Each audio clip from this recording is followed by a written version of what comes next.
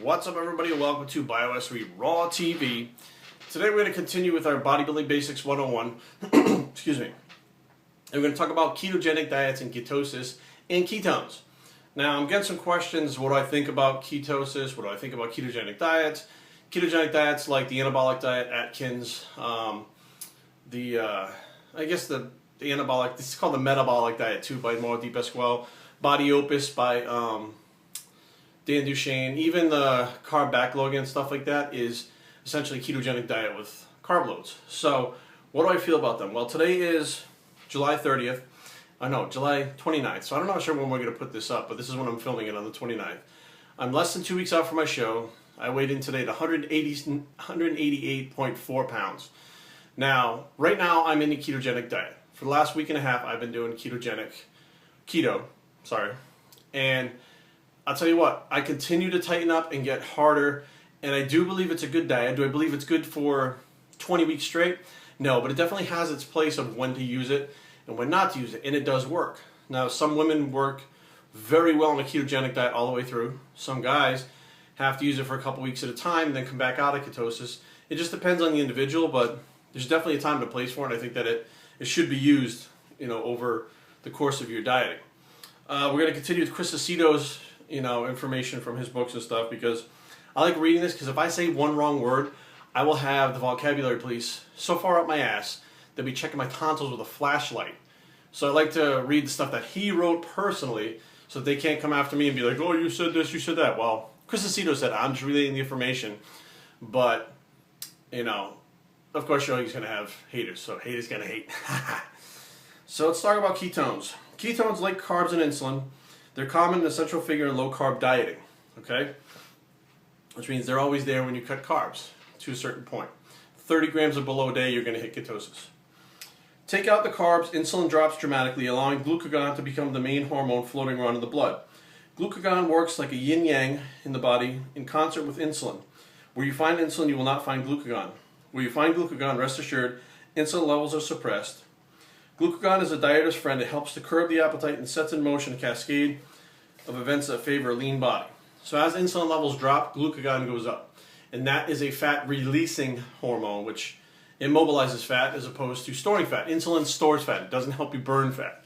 Okay, so if you're eating a high-carbohydrate diet or a diet that's too high in general in carbs, you're going to be in basically fat-storing mode, not fat-burning mode.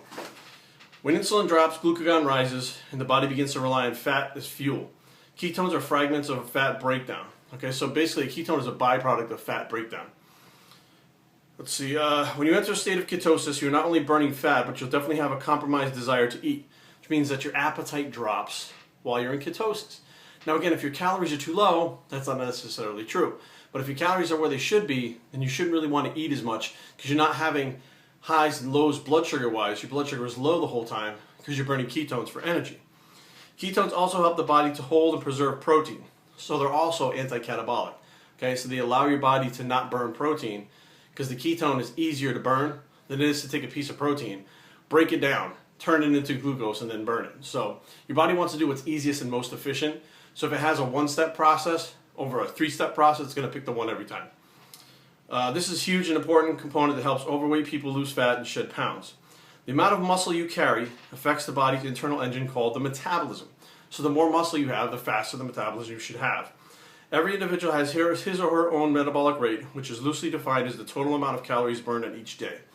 Which means that technically, yes, if you have more muscle mass, you should burn more calories, but everybody knows that 120-pound kid who eats McDonald's like 4 times a day and has a ripped six-pack and veins all over the place, or eats the fried food, or just doesn't do anything.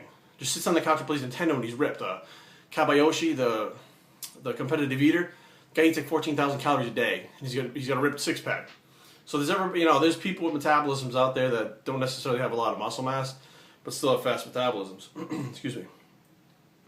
Though there are all kinds of individual factors that affect how fast or how slow your metabolic rate is, one clear factor is muscle tissue. Muscle tissue burns calories. The more muscle you have, the more you burn. So muscle is metabolically active tissue, which means it's going to burn more calories in general. Fat still burns calories, but not at the same point or at the same rate that muscle does. So if you gain 2 pounds of muscle, you're going to burn more calories than you would if you didn't have that 2 pounds. That's why weight training is so important. If you're just doing cardio and dieting, you're not going to get the same results. You're going to adapt, hit a plateau, and you're going to stay there. You have two choices: reduce calories or increase energy output. That is a slowing of the metabolism, okay? The last tip, always increase your intake of water while dieting. As you'll learn in the forthcoming chapter, dehydration is the lack of sufficient water can slow the metabolic engine with the body, leading to plateaus. So if you're not eating enough, you're not processing the things right, like proteins, carbs, fats, etc., ketones, and you may actually slow your metabolism by not drinking water. Now, we've heard this over and over again: drink water to lose weight. You're not going to lose 30 pounds by drinking more water, but it's essential to have enough water to make sure that you are flushing your system and for all these metabolic things that are happening to take place. The body's mostly made up of water, so if it's not fully hydrated, it's not going to work right. The body also needs all 100% of the micro, not macro, micronutrients to function everything at 100%. So your multivitamin minerals are super important with the water. An antioxidant would be good to throw in there. And like I said, some people are going to like keto, some people are not. I don't mind it. It's not my favorite thing to do because I just don't like to eat all that meat like that. But for its purpose, you know, I was starting to slow down to like 191 pounds. So I got from 240 something, well, 242 to 245, down to 193, 191. And then it slowed, put my body into ketosis, and kept on dropping. Now I'm at 187. Well, 188 today. Yesterday was 187, but I drank a bunch of water before I got on the scale today. So essentially, I basically kept dropping by dropping my carbs. But as you put refeeds back in, or carb loads, you speed your metabolism up. You don't actually come out of ketosis fully, and it keeps your body from slowing down. If you don't put those refeeds and you don't put those carbohydrates in the right time, your metabolism slow down even on the ketogenic diet. Now, you do not need to have carbs in your diet to survive. There's not a need. Everything in your body can adapt, including your brain, to ketones. You can use ketones as an energy source for the rest of your life. Carrie and I met a guy at the Lehigh Championships one year who hadn't had a carb in like 3 years. He felt great. He said when he went back to eating carbs again, he felt like shit. So he just stopped eating carbs. He hadn't had a carb in 3 years. He was backstage, all sorts of energy and piss and vinegar while we're all laying there like all dieted out and stuff. And he's like, I feel great. Like, what the fuck is wrong with this guy? It's because his body adapted to ketones and it works really well. The only tissue not able to adapt, I shouldn't say tissue, the only thing in your body not able to adapt to use ketones for fuel is cancer. Yes, the disease cancer cannot adapt to ketones yet.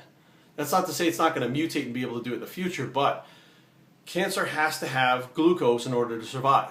So now they're actually doing studies where people that have certain stages of cancer stop their treatments, go on a keto diet, and they don't progress any further with the cancer. It doesn't go away, but at the same time, it doesn't go any further. And they're starting to see some people actually regress the cancer and go into, what's the word they call it? They go into, it's when the cancer is pretty much gone from not eating carbohydrates. So there are definitely benefits to doing a keto diet.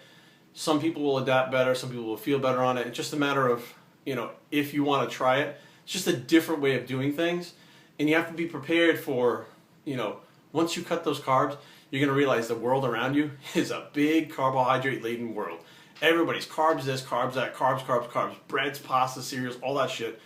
And you will definitely be on the outside looking in as far as one of the individuals that are not eating carbs. If you go to a restaurant with your friends and get a steak and vegetables, they're going to be like, where's your potato? You know, it's very strange the way it works where people see you doing something differently. And the ketogenic diet is something different. So be aware that stuff like that could happen too. BioStraining@gmail.com. Leave comments down below. www.biostraining.com is the blog. And we're out.